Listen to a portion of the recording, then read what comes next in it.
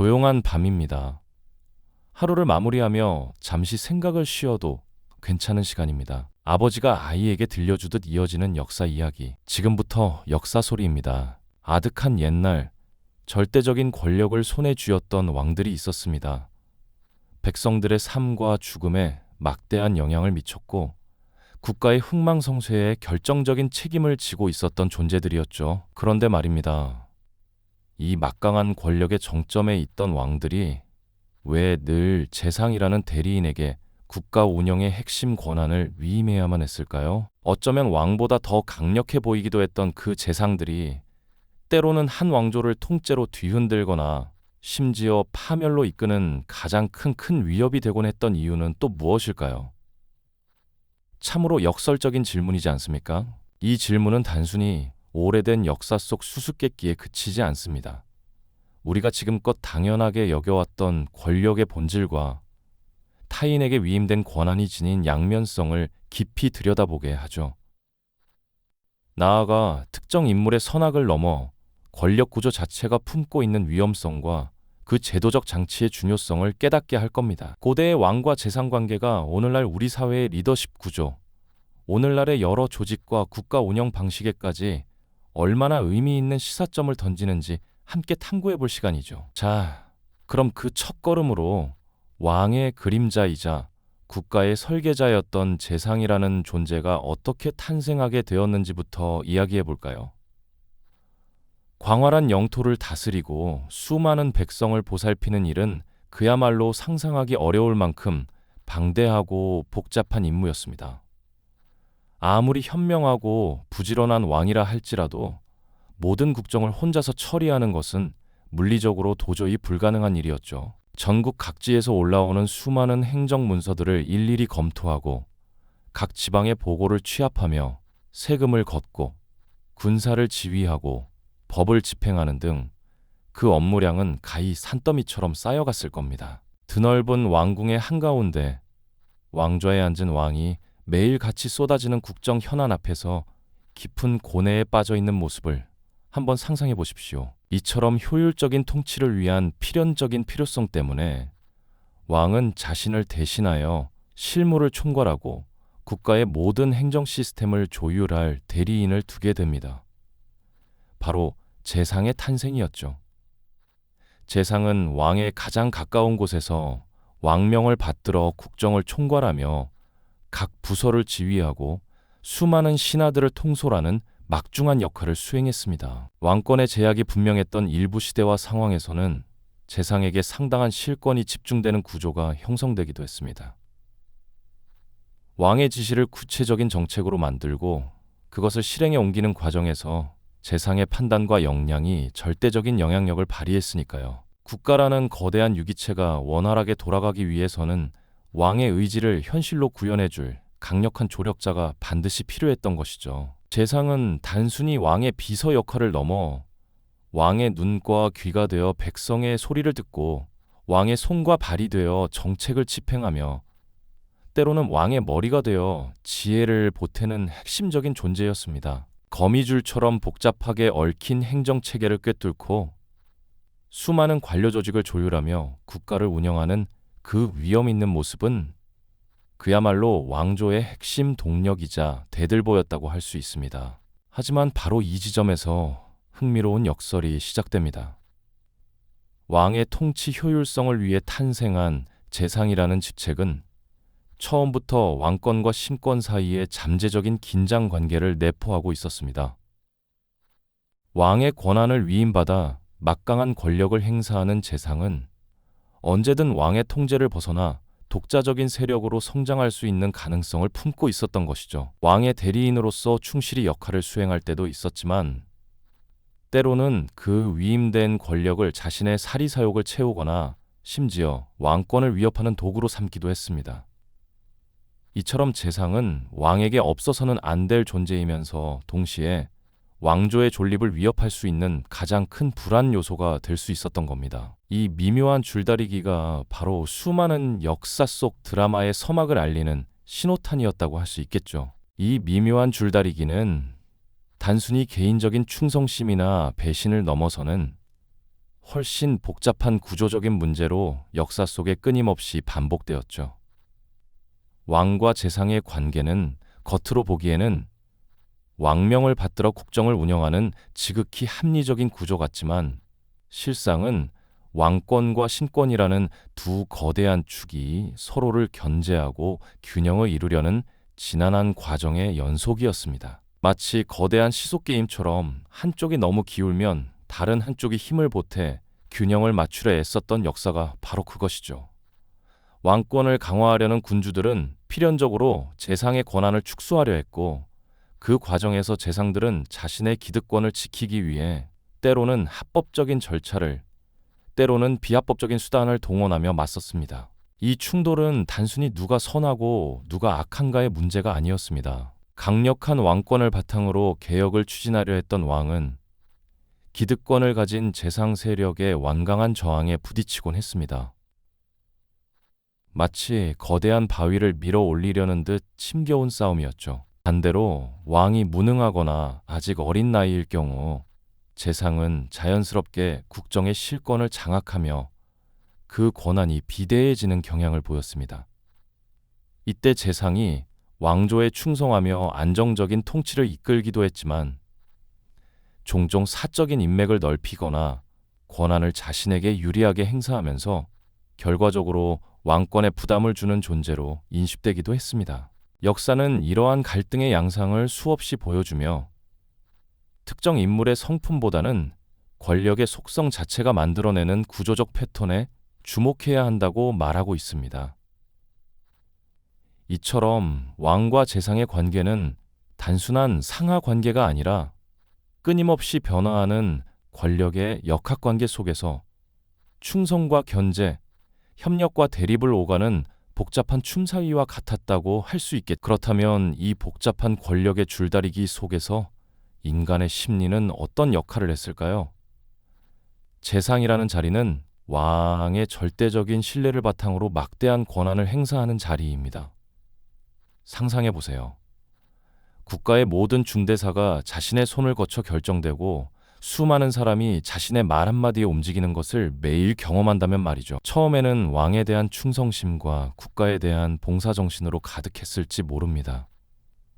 하지만 시간이 흐르고 권한이 커질수록 인간은 필연적으로 오만과 독선이라는 달콤한 유혹에 빠지기 쉽습니다. 자신이 없으면 국정이 제대로 돌아가지 않을 것이라는 착각, 자신의 판단이 곧 왕의 의지이자 국가의 이익이라는 확신, 그리고 아무도 자신을 견제할 수 없다는 안도감은 서서히 재상의 마음을 좀먹어 들어갑니다. 마치 늪에 빠지듯 권력의 단맛에 취해 왕의 뜻을 거스르거나 사적인 이익을 위해 권한을 남용하고 심지어는 왕조의 근간을 흔드는 위험한 시도까지 서슴지 않게 되는 것이죠.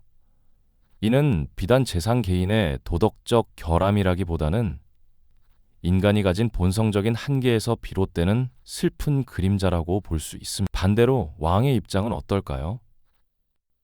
왕은 재상에게 전폭적인 신뢰를 보내며 국정 운영의 상당 부분을 위임합니다. 하지만 그 신뢰가 깊어질수록 왕은 재상에게 더욱 의존하게 되고 결국은 재상 없이는 국정을 이끌기 어렵다는 심리적 딜레마에 빠지게 됩니다. 마치 자신의 팔다리를 내어준 것 같은 상황이랄까요.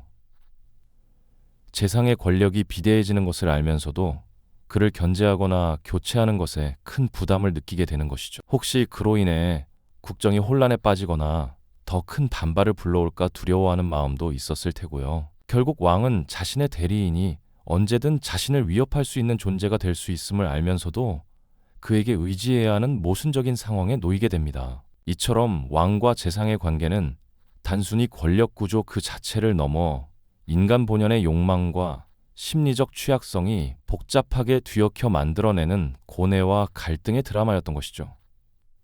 그리고 이러한 인간적인 약점들은 때때로 국가를 지탱하는 시스템의 가장 큰 취약점으로 작용하며 예측 불가능한 위험을 초래하기도 했습니다. 인간 본연의 욕망과 심리적 취약성이 복잡하게 뒤엉켜 만들어내는 고뇌와 갈등의 드라마였던 것이죠. 그리고 이러한 인간적인 약점들은 때때로 국가를 지탱하는 시스템의 가장 큰 취약점으로 작용하며 예측 불가능한 위험을 초래하기도 했습니다. 그렇다면 과연 이 모든 문제가 재상 개인의 탐욕이나 왕의 나약함에서만 비롯된 것이라고 단정할 수 있을까요?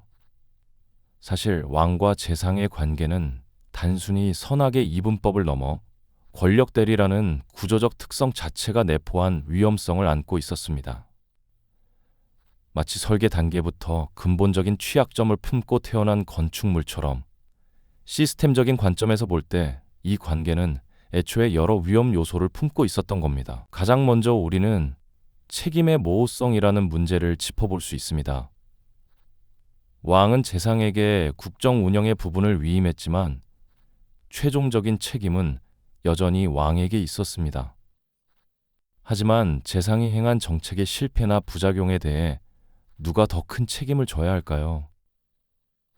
재상은 왕의 명을 따랐다고 주장할 수 있고, 왕은 재상에게 전권을 주었으니 그가 알아서 했어야 한다고 말할 수 있습니다. 이처럼 책임의 경계가 불분명해지면 아무도 제대로 된 책임을 지려 하지 않게 되면서 국정 운영의 효율성과 투명성은 크게 저하됩니다. 마치 여러 사람이 한 배를 젓는데 누가 노를 저어야 할지 명확하지 않아 배가 산으로 가는 상황과 비슷할 겁니다. 다음으로 정보가 한쪽으로만 집중되는 문제가 국가를 위협했습니다. 왕은 재상을 통해 국정 전반에 대한 정보를 얻는데, 만약 재상이 왕에게 보고하는 정보를 의도적으로 걸러내거나 왜곡하거나 심지어는 숨긴다면 어떻게 될까요? 왕은 불완전하거나 조작된 정보에 기반하여 중대한 결정을 내릴 수밖에 없었죠. 재상은 자신에게 유리한 정보만을 선별적으로 보고하고 불리한 정보는 은폐함으로써 왕의 판단을 흐리게 했습니다. 이는 마치 눈을 가린 채 미로를 걷는 것과 같아서 왕이 아무리 현명하더라도 올바른 길을 찾기란 불가능에 가까웠죠. 결국 왕은 정보의 늪에 갇혀 실질적인 국정 장악력을 잃어버리는 결과를 초래했습니다. 무엇보다도 중요한 것은 견제 장치의 부재 또는 무력화였습니다.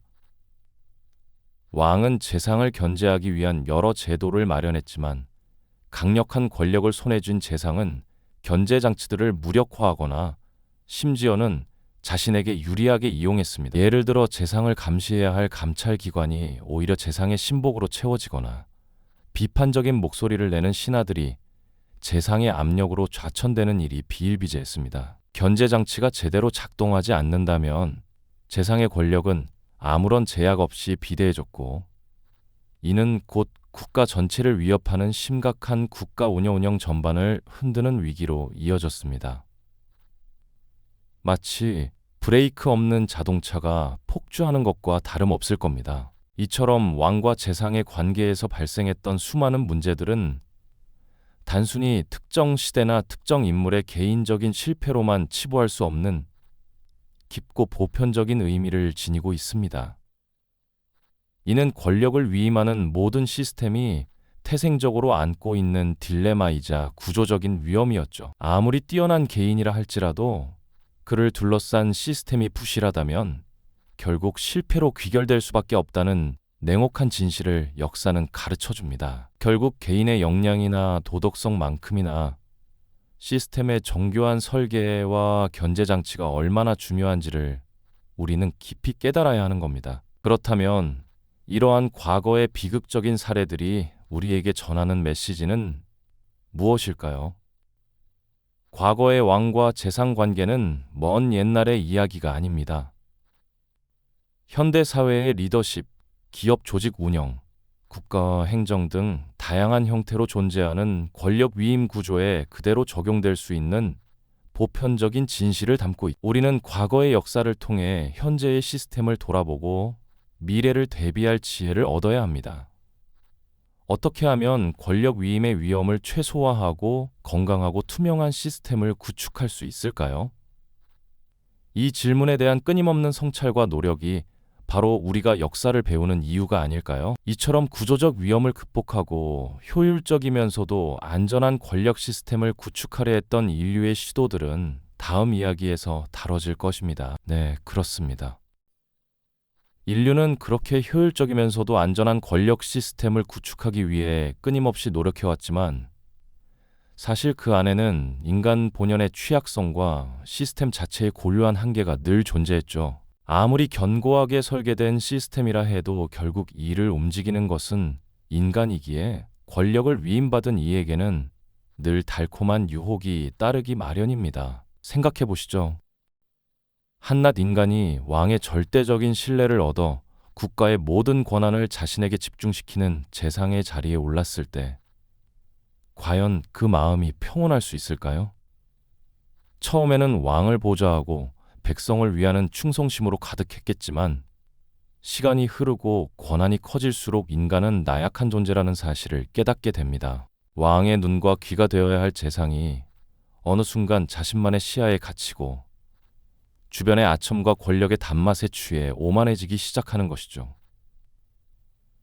자신만이 옳다는 독선에 빠져 왕의 뜻조차 헤아리지 않게 되고 심지어는 사리사욕을 채우기 위해 권력을 남용하는 지경에 이르기도 합니다. 백성들의 고통은 그에게 더 이상 보이지 않는 그림자가 되고 국가의 근간은 서서히 흔들리게 되는 안타까운 상황이 펼쳐지는 겁니다. 이러한 인간 본성의 한계는 왕에게도 깊은 딜레마를 안겨줍니다.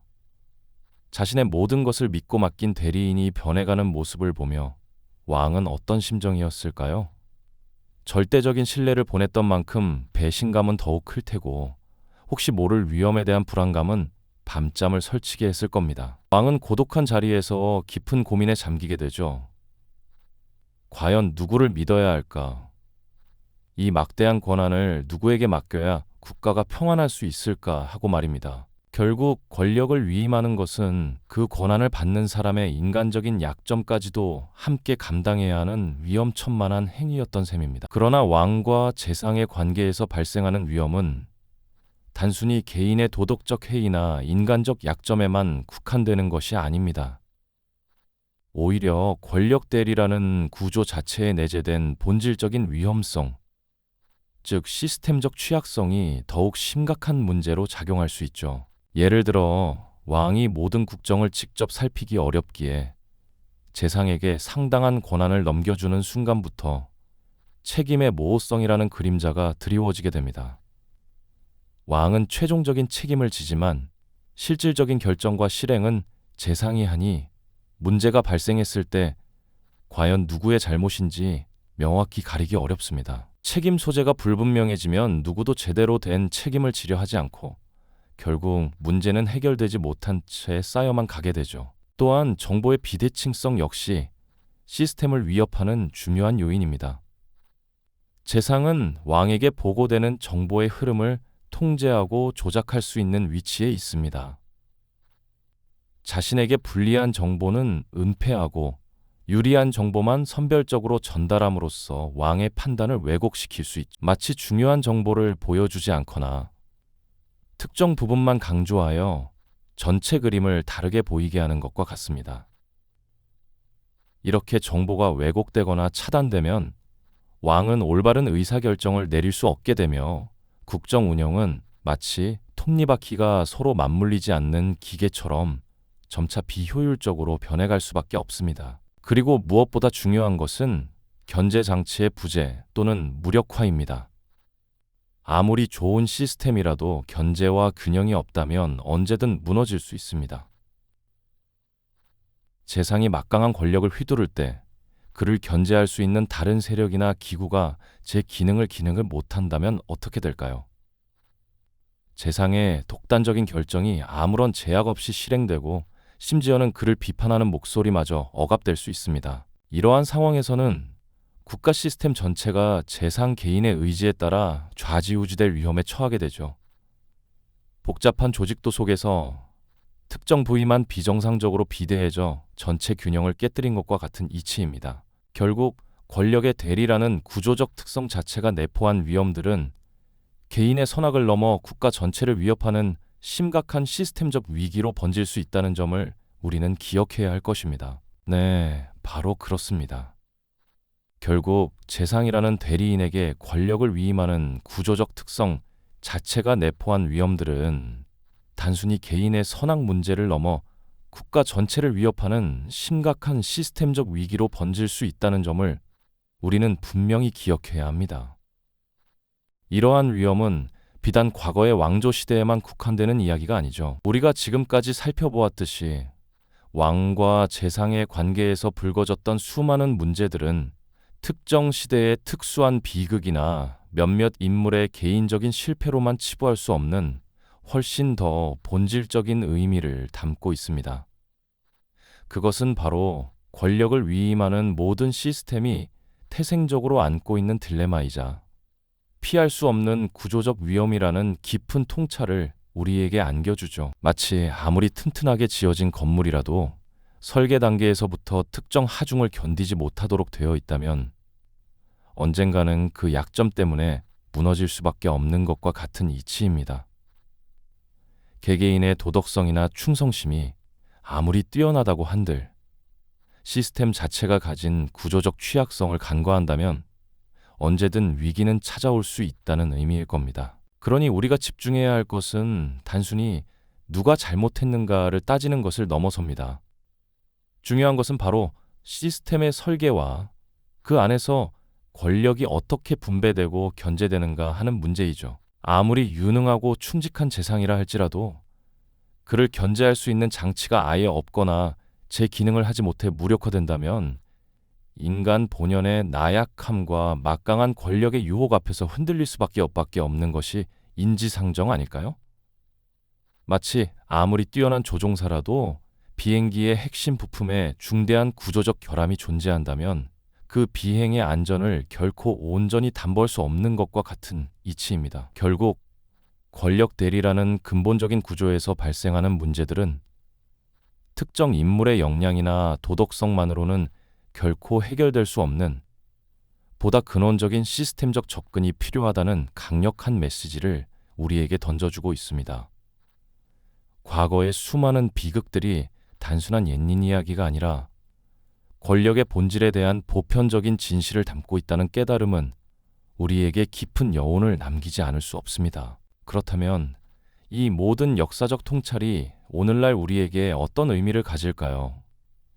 과거의 왕과 재상 관계는 비록 먼 옛날의 이야기처럼 들릴지 몰라도 사실은 현대 사회의 다양한 권력 위임 구조에 놀랍도록 정확하게 적용될 수 있습니다. 기업의 최고 경영자와 핵심 임원들 사이의 관계부터 국가 행정을 이끄는 대통령과 각 부처 장관들의 역할, 심지어는 작은 조직의 리더와 팀원들 사이에도 이러한 권력 위임의 역학은 고스란히 존재합니다. 우리는 역사를 통해 리더십의 본질과 위임된 권한이 가진 양면성, 그리고 무엇보다 시스템 설계의 중요성을 깨달아야 합니다. 결국 과거의 역사는 단순히 지나간 이야기가 아니라 오늘날 우리가 몸담고 있는 현재의 시스템을 깊이 돌아보고 다가올 미래를 현명하게 대비할 수 있는 소중한 지혜를 선사하고 있습니다. 권력 위임의 위험을 최소화하고 효율적이면서도 건강한 시스템을 구축하기 위한 끊임없는 성찰과 노력이 얼마나 중요한지 강조하는 것이죠. 우리가 몸담고 있는 조직,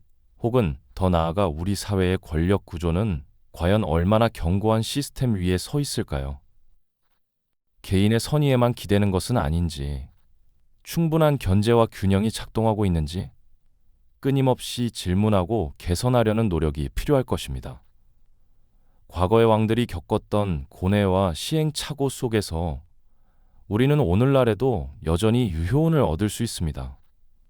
건강한 권력 시스템은 결코 저절로 만들어지지 않으며 끊임없는 관심과 노력을 통해만 유지될 수 있다는 진리를 말이죠. 왕과 재상의 관계는 단지 한 시대의 정치사가 아니라 권력을 나누는 모든 인간 사회가 반복해서 마주해온 질문이었습니다. 누구에게 권한을 맡길 것인가? 그리고 그 권한을 어떻게 견제할 것인가? 역사는 늘 말없이 같은 답을 남깁니다. 개인보다 구조가 중요하다는 것, 그리고 신뢰만으로는 권력을 지킬 수 없다는 사실을 말이죠. 오늘의 이야기가 당신의 밤에 작은 여운으로 남았다면 그것으로 충분한 다음 밤에도 다시 이야기를 이어가겠습니다.